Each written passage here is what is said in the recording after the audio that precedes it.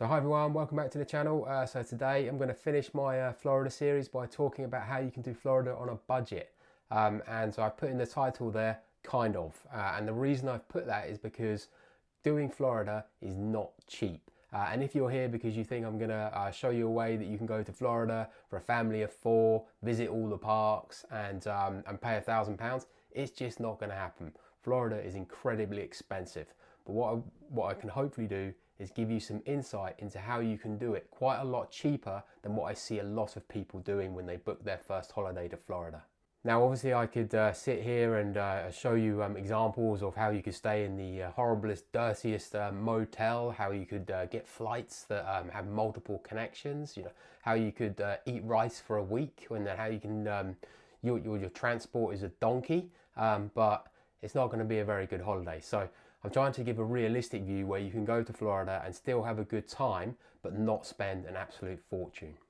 Also, if you're someone who wants the kind of absolute holiday of a lifetime, you want to stay in the biggest, best villa, you want to stay in the best Disney hotel, and you want to go premium economy or business class, you may not get too much out of this video, because while you will have a fantastic time, you got to just be prepared to pay for it. And if you're deciding that that's what you're going to do, have a great time, but perhaps this isn't going to be for you. So for context, I've lived in Orlando and I've visited many times, and I realize when you're doing this kind of research, there's many forums out there, there's many different websites, there's YouTube videos you can watch which will give you lots and lots of tips on how to save money. What I'm going to do today is just walk you through how I do it. Okay, so for the purposes of this video, my requirements for the holiday are that the holiday needs to be for a family of 4, 2 adults, 2 children, traveling from London in the UK summer holidays. So that's from the end of July to the beginning of September, and it's in 2024. The holiday will include all the flights, hotels, car hire, and entrance into the Disney parks, the Universal parks, and also the SeaWorld group of parks, so SeaWorld, Busch Gardens and Aquatica. Okay, so before we start, I'm just going to go onto the Virgin Holidays website and I'm going to price up a holiday for next year in 2024. It's going to include the flights, it's going to include a Disney hotel, it's going to include car hire, park tickets, and maybe some additional extras that they offer on the Virgin website.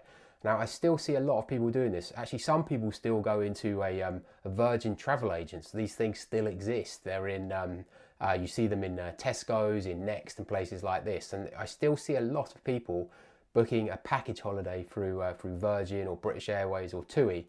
But often this isn't the best way to do it. So I'm just going to go ahead now and just price this up to show us what this looks like for next year. Okay, so what we're going to do now is go to the Virgin Holidays website. We're going to choose a holiday to Orlando, flying from London Heathrow. If you're flying with British Airways, you're probably going to fly from Gatwick. We are going to go at the beginning of the summer holidays. So we're going to choose July 29th. I'm going to stay for 14 nights. And it's going to be 2 adults, 2 children. Let's just go with 10, 13. And let's find holidays.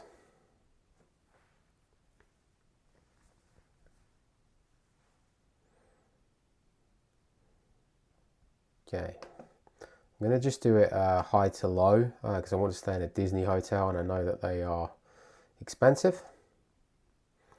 And straight away you see here, this is the most expensive Disney hotel. It's the Four Seasons Orlando Walt Disney. But look at this price. It's that's not the total cost there. That's the cost per person. £15,690 per person. Total cost for 4 guests is £62,762. That is just so bonkers that it almost makes me feel like it's a mistake. Remember that this doesn't include your park tickets to Disney, and it doesn't include your park tickets to Universal, SeaWorld or car hire. This is just for your flight and your hotel. Absolutely mental. So I'm not going to pick that one. I could pick that one and make this video seem really extreme, but I'm going to pick one that is perhaps a bit more realistic. You see here you've got another Disney hotel, the Grand Floridian. I won't pick that one, it's still quite expensive. Let's try to go for slightly cheaper one. There's Disney's Polynesian Village. I have to say I've never stayed in any of these. I'm just going to go ahead and pick this one, the Disney Riviera Resort. So let's go and view the details and add any extras that we need. Okay, so we're going to add the Disney dining plan, which gives us food in the hotels and I think the parks. We're going to add a Disney ticket as well. This is the 14-day Disney Magic ticket. It gives you entrance into the Disney parks for the 14 days while you're there. Typically these tickets are sold in 7 or 14-day variants. So we'll go with the 14-day one. Let's just go ahead and choose our flights.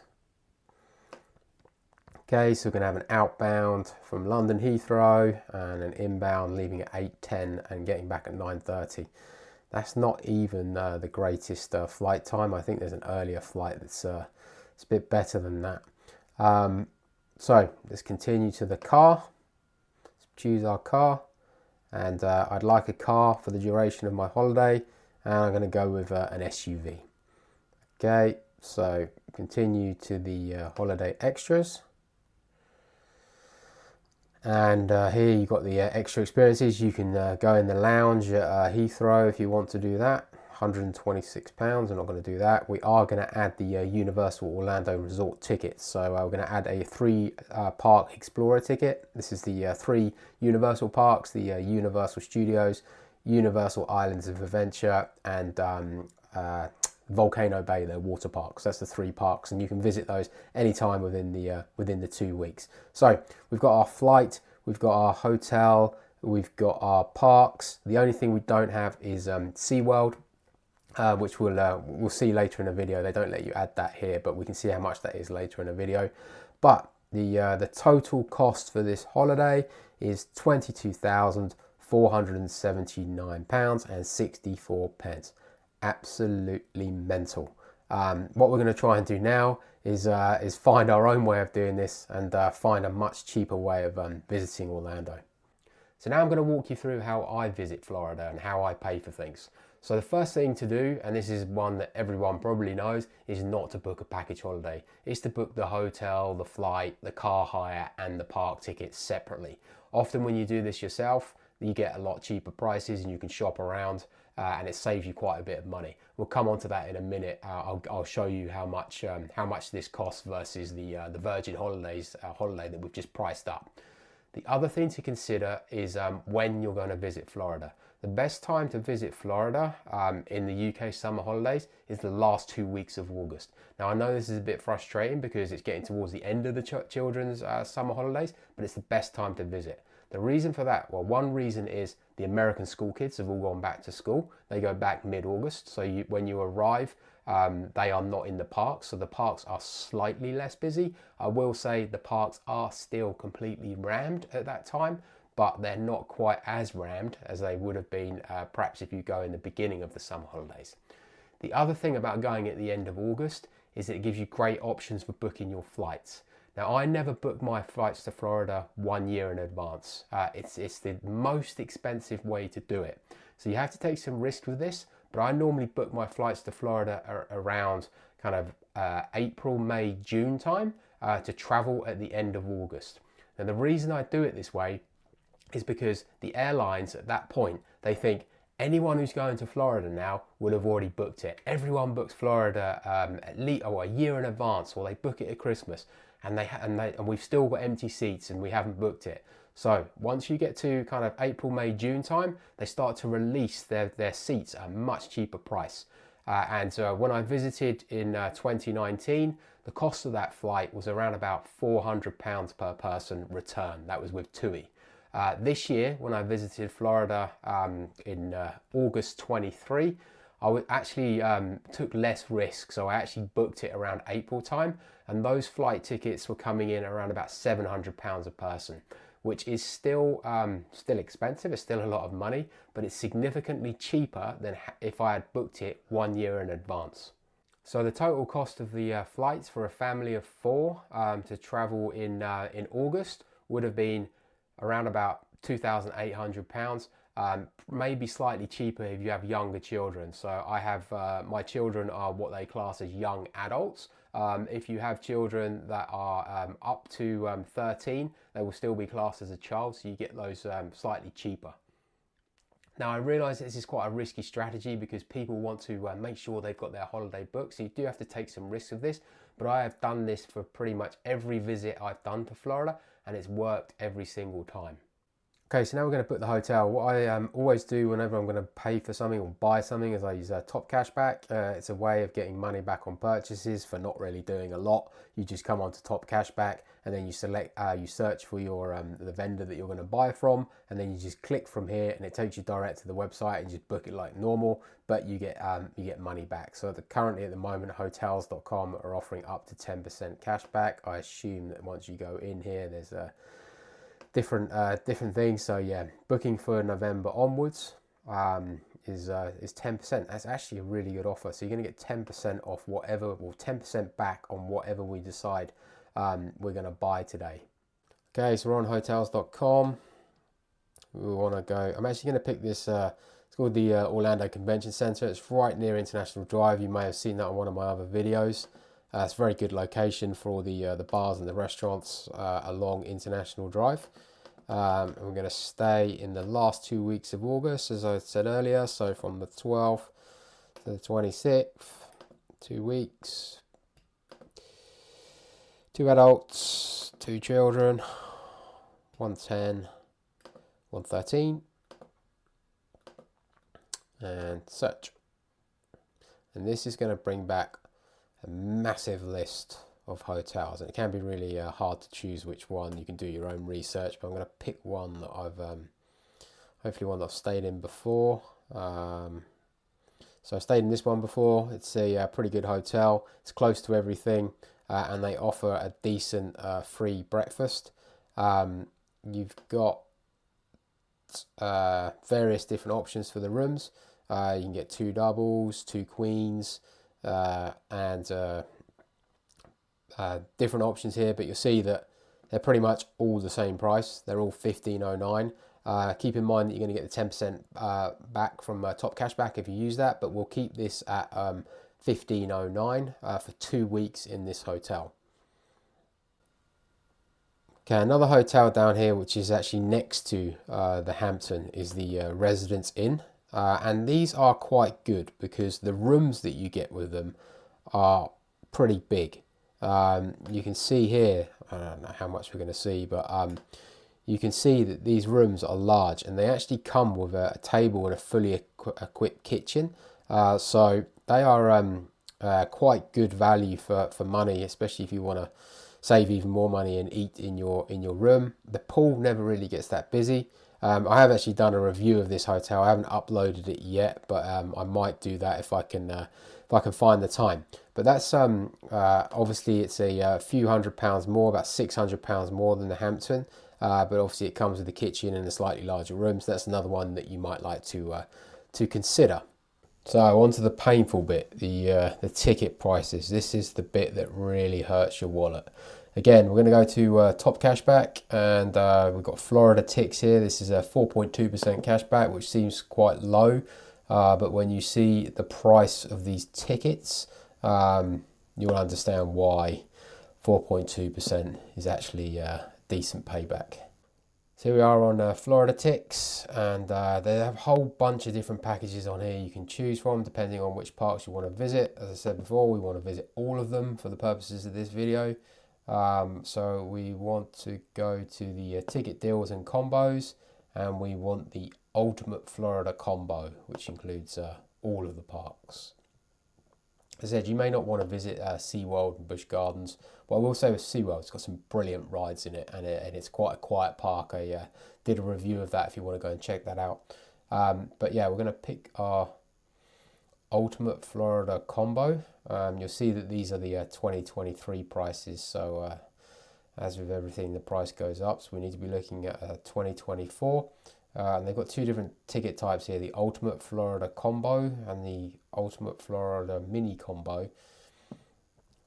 I looked at this earlier, I couldn't really see the difference, but let's go with a more expensive one, and let's book this, and let's choose our dates, and we're going to go in August and the 12th. So the price for 4 is going to be £3,996. Okay, what I'm also going to do is just check the what the price would be for the earlier part of the summer holidays that we looked at earlier. So we're going to go for July 29th. Interesting. It's about £100 more if you go in those first 2 weeks. So if you go in the last 2 weeks of the summer holidays, there's another saving there of just over £100.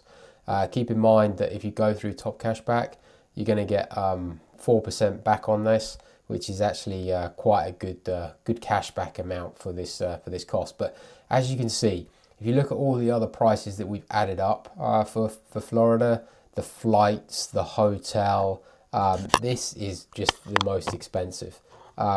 If you look at our other prices that we've got here, the cost for the park tickets is the same as the flight and the hotel, which is crazy, but that's just how it is. Also, on Universal, I have created another video on the which does a review of the Loews Hotel. The reason I stay in this hotel is because it gets you free Universal Express passes. I haven't spoken about that too much here because it's not really doing Florida on a budget, but I don't visit Universal Park unless I have an Express pass.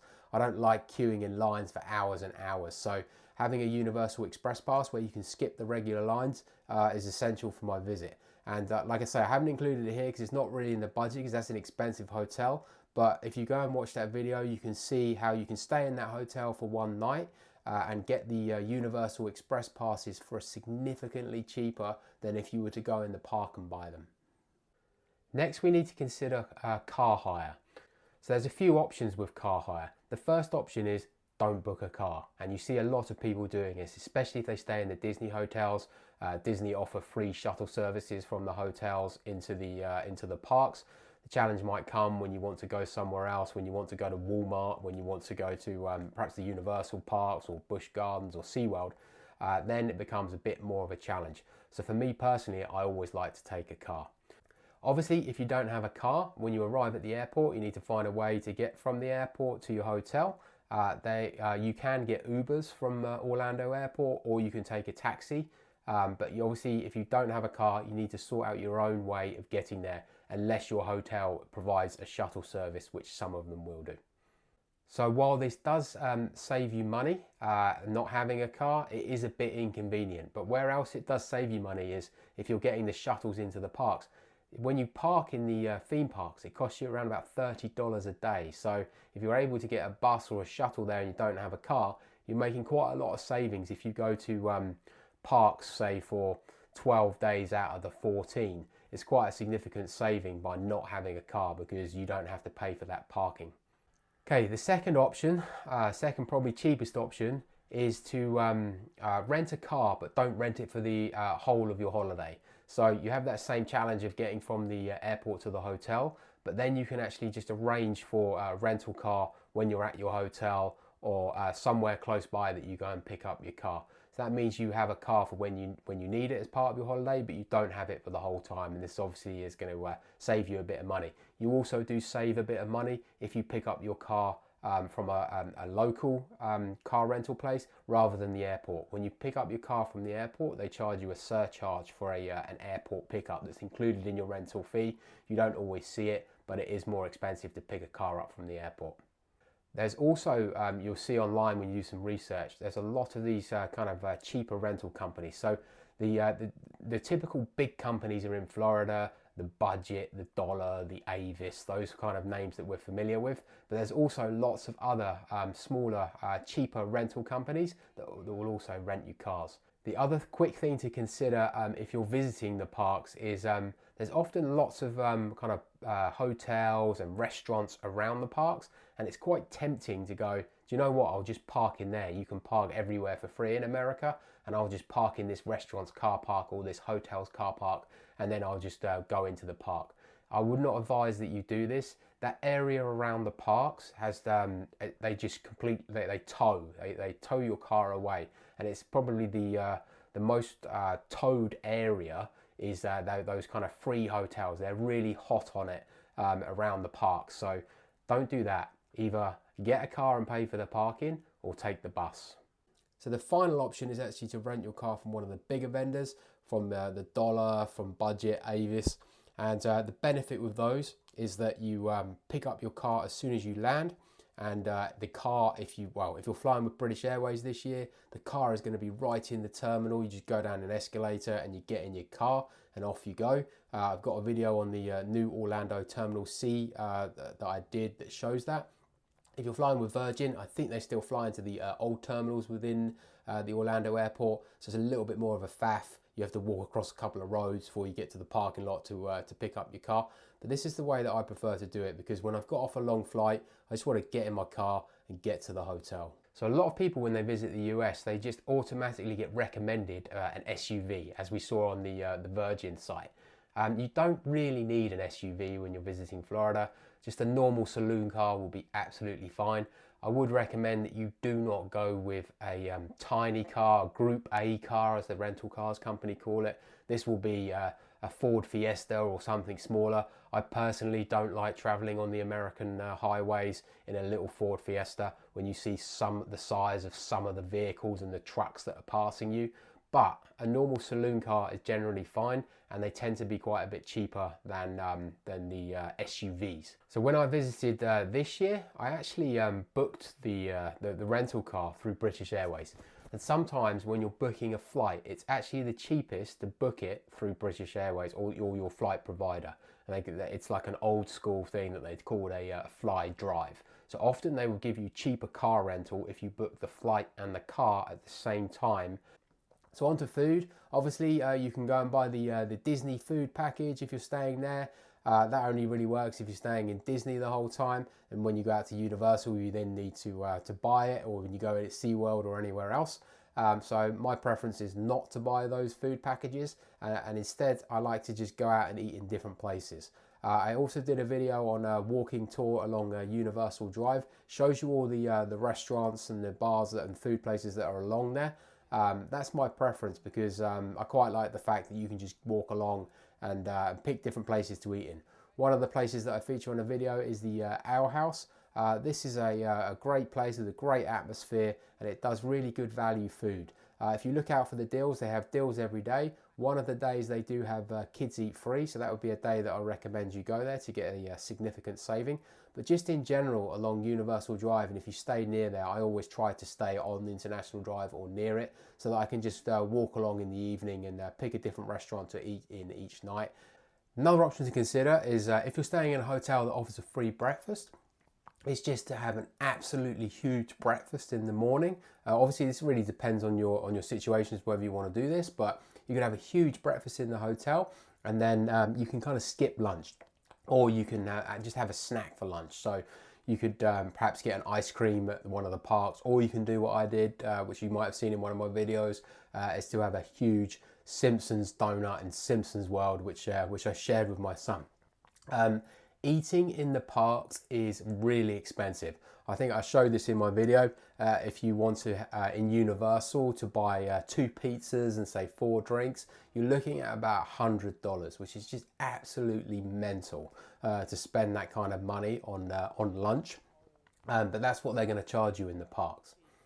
Another great choice for eating around the Orlando area is, it might surprise you, is a 7-Eleven. So 7-Eleven is like a garage, but they actually offer some really, they have some really great pizzas in there. And you can get a huge pizza for around about $7 in 7-Eleven. And they have lots of different versions of the pizzas.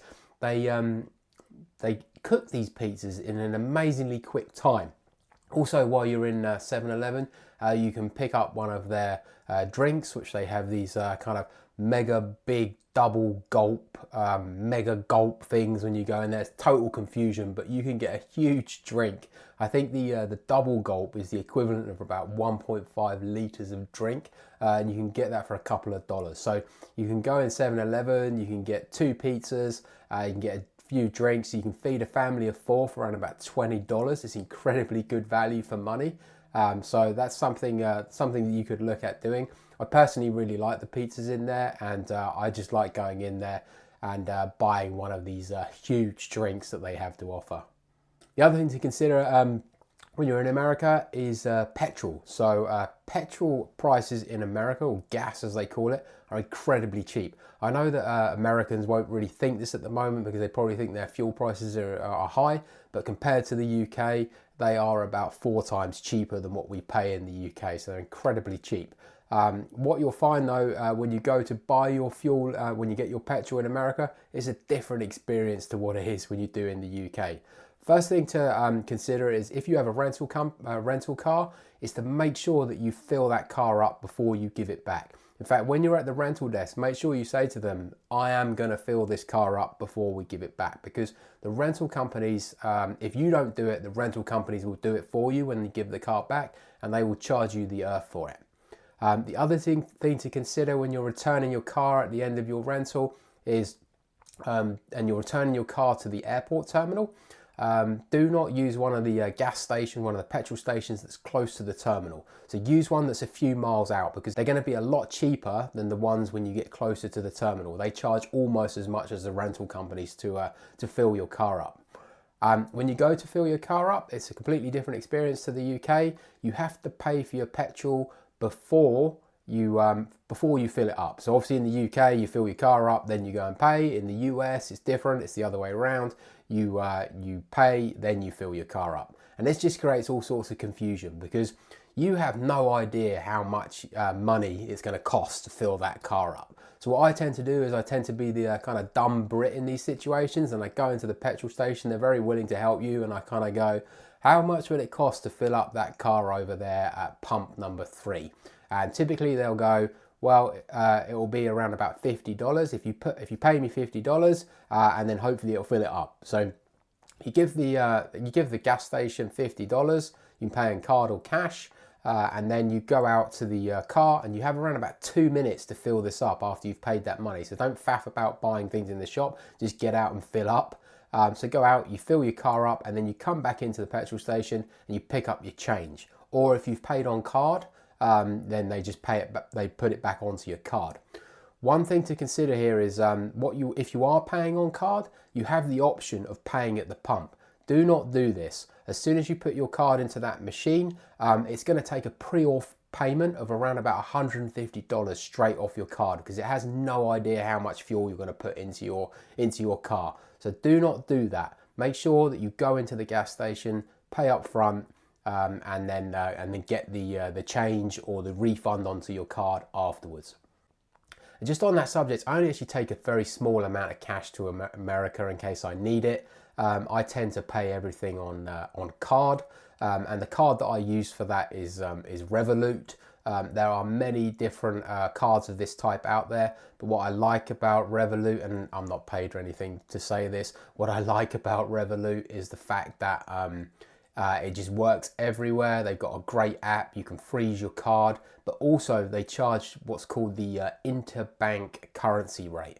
So this means that you're getting the currency rate that they're charging you is the amount that banks charge each other. So this is the cheapest currency exchange rate that you can get. It's much cheaper than what you're going to pay if you go into a currency exchange in the UK. Like if you go and change all your money up with Tesco's, it's going to be much cheaper and much safer to go with a company like Revolut, because you're not having to carry around a whole bunch of cash. You can get one of these cards very easily, and like I say, you can freeze the card when you're not using it. You just go into the app, you freeze the card, and then re-enable it when you need it.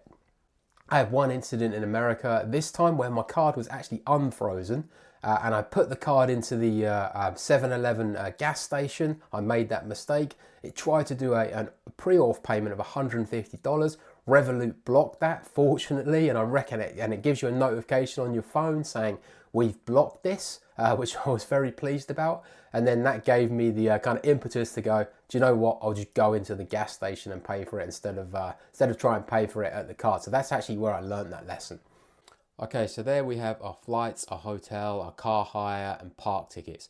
And if we just total this up now, I'm just going to run through it. So we've got flights, I'm going to say they're £600 each because I think that's achievable. Obviously, this will change a bit, and the price between adults and children is slightly different depending on how old your children are.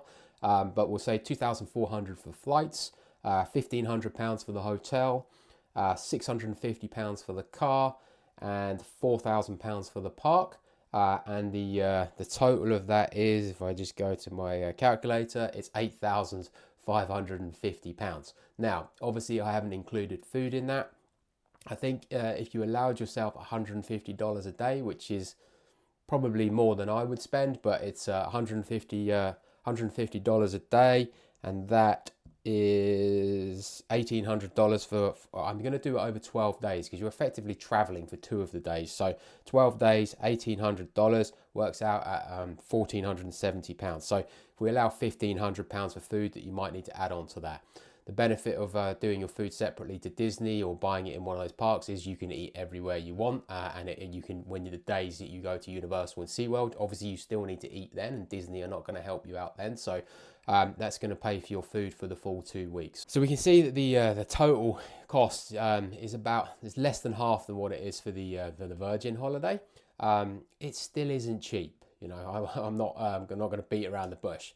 But I haven't gone for the cheapest of everything here. I think you'll still have a great time on this. And my preference is rather than spending the 22, 25, whatever thousand it is with Virgin, my preference is to spend half of that, have a great time, and then go back to Florida again another time, because Florida is constantly changing. In 2 years, there's going to be a new Universal Park that's going to be opening, and that is going to be it's going to be massive, right? And not just in size, but it's just going to be cool.